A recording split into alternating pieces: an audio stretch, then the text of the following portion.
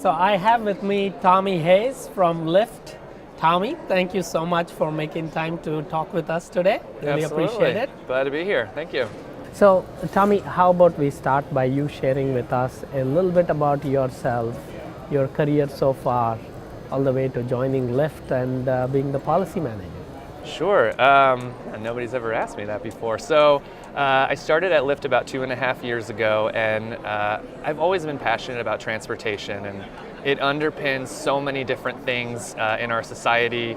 It represents economic opportunity, it has a big impact on the environment and just quality of life generally, but it's a really tough industry to change. And so when Lyft came along and I took notice, I was thinking about it from a perspective of environment. So I have an environmental background. I was really excited about the way that Lyft stands to be able to reshape cities around people, not cars, by reducing the reliance on cars. And I know it's ironic for a company like Lyft to say that we're trying to end car ownership, but by bringing accessible transportation to the masses, we think we can make a really big impact on society. So I've been overseeing our work on access broadly, so I do quite a bit of work with the cross-disability community.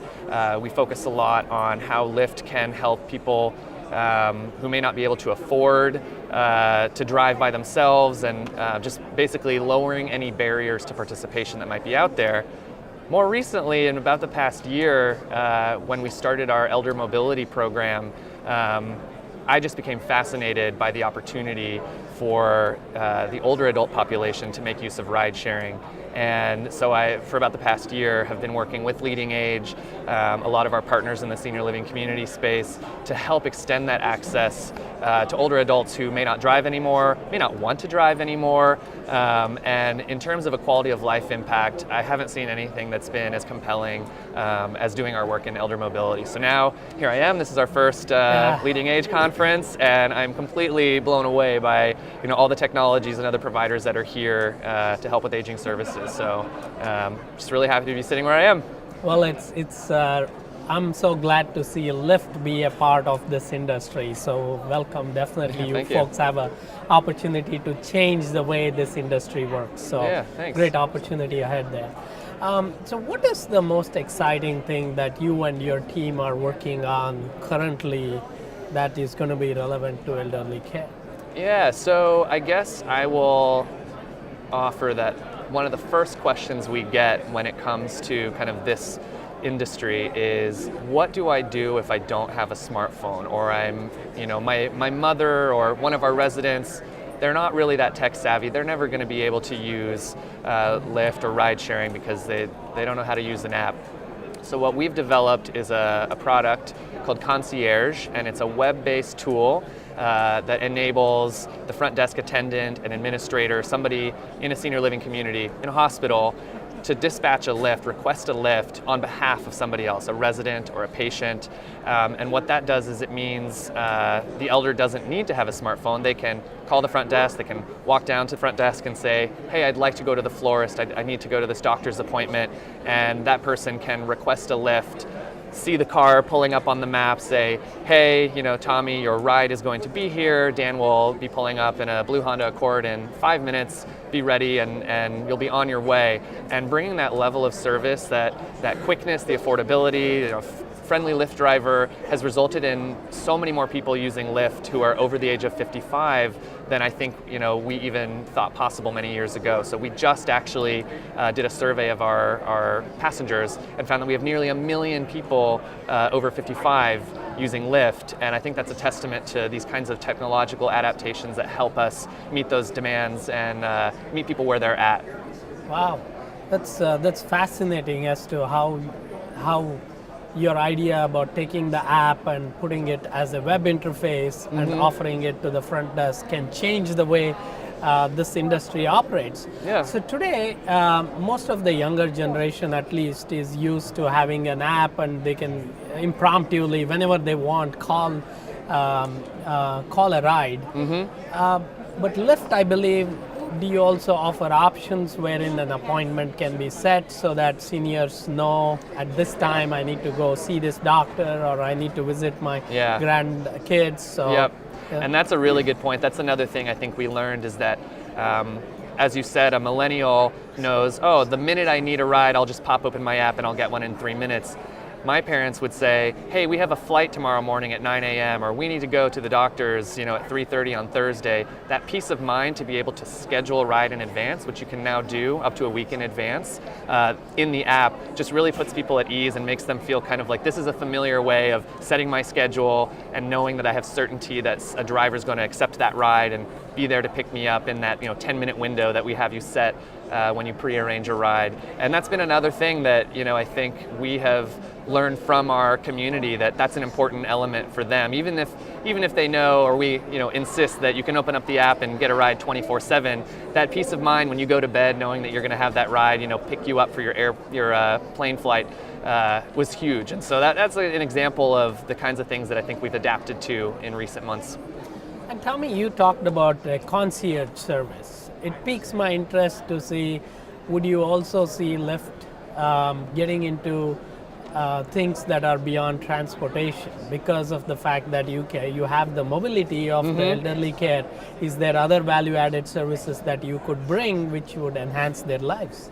That's a really, really good question. I think, for right now, we are steadfastly focused on transporting people, and we want to deliver the world's best transportation for people and for our community. And so at this point, we are pretty laser focused. I think, it isn't to rule out down the line as we start to grow and this network matures across the country, coast to coast, that's out of the question. But for now, we want to really focus on great service in the car, hospitality, fast, reliable, safe rides for people.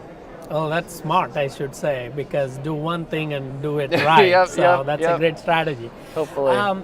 So obviously you've been associated with cost for some time. I wanted to understand or get your view as to what is the impact cost has on your strategy with elderly care.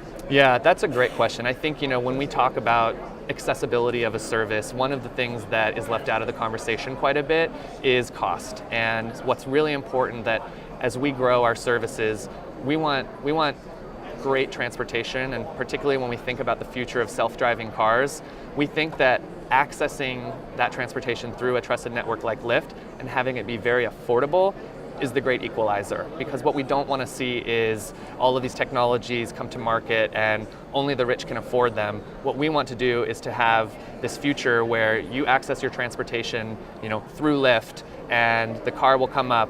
Maybe it has a driver, maybe years down the line it doesn't have a driver, but if it's affordable, that means everybody can participate. And when it comes to the aging space, there are a lot of seniors who are on a budget, and they've kind of planned for their retirement in such a way that they're not going to be able to afford a super expensive self-driving car to have in their garage. That's not the best way to actually make use of that technology. To make it affordable, we'd rather see a fleet of shared vehicles. Hopefully they'll be electric and clean.